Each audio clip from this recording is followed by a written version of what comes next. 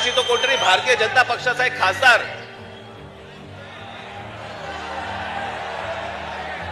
कोणतरी दुबे नावाचा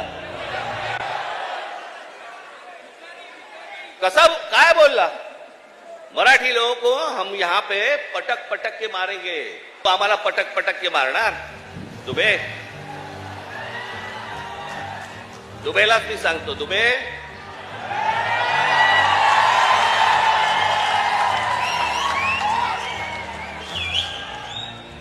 तुम मुंबई में आ जाओ,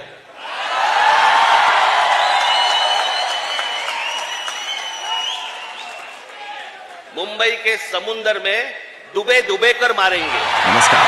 आज हम महाराष्ट्र में भाषा को लेकर जो एक नया विवाद छिड़ा है उस पर थोड़ी गहराई से बात करेंगे। बिल्कुल। और महाराष्ट्र जैसे राज्य में देखिए, भाषा का मुद्दा हमेशा से बहुत संवेदनशील रहा है। हाँ, वो तो है। यहाँ भाषा सिर्फ बातचीत का जरिया नहीं है, ये तो संस्कृति, पहचान, अस्मिता से जुड़ी चीज है। सही कहा।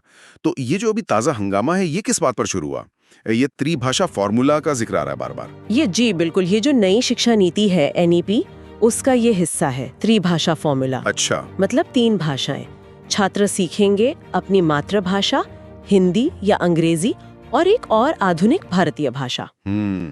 हिंदी को अनिवार्य करने की। हाँ, यही पर विरोध शुरू हुआ। जी पहले भी कोशिश हुई थी इसे अनिवार्य करने की, पर विरोध हुआ तो राज्य सरकार पीछे हट गई थी। अच्छा, पहले भी हो चुका है ये। हाँ, अब फिर से एक समिति की रिपोर्ट के आधार पर इसे लागू करने की बात चल रही है। और यहीं पर MNS प्रमुख राज ठाकरे बहुत मुखर होकर विरोध कर रहे हैं। उनके तर्क क्या हैं, क्या कह रहे हैं वो? राज ठाकरे का तो मुख्य तर्क यही है कि भाई हिंदी को जबरदस्ती थोपा जा रहा है। जैसे आपने भी शायद सुना हो, वो कह रहे हैं कि भाई हिंदी से जब यूपी बिहार के लोगों का भला नहीं हो रहा तो ये हम पे क्यों थोप रहे हैं। हाँ, ये बयान आया था। वो मराठी के पुराने इतिहास का भी हवाला दे रहे हैं, 2-2,500-3,000 साल पुराना इतिहास जी, और उसे अभिजात भाषा का दर्जा देने की मांग भी कर रहे हैं। Classical language. बिल्कुल। और उनका ये भी कहना है कि हिंदी किसी की मातृभाषा नहीं है तो इसे अनिवार्य क्यों बनाया जाए। यहाँ तक कि उन्होंने वो 1ली से 5वीं तक हिंदी अनिवार्य करने पर स्कूल बंद करवाने की भी धमकी दी है। जी, इस तरह की बातें सामने आई हैं। और ये भी कहा है कि हिंदुत्व की आड़ में मराठी पहचान मिटाने की कोशिश हो रही है। हाँ, इस तरह के आरोप भी लगाए हैं उन्होंने, और साथ में कुछ इलाकों को गुजरात में मिलाने की साजिश जैसी, मतलब काफी बड़ी बातें कही हैं। ये तो उनकी जो पुरानी मराठी मानुष वाली राजनीति है उससे मेल खाता लगता है। बिल्कुल, ये उनका पुराना स्टैंड है और कई लोग इसे आने वाले जो निकाय चुनाव हैं उनसे भी जोड़कर देख रहे हैं। अच्छा, चुनावी एंगल भी है। हाँ, कि भाई मराठी मानुष का मुद्दा उठाकर जो उनका कोर वोट बैंक है उसे मजबूत किया जाए।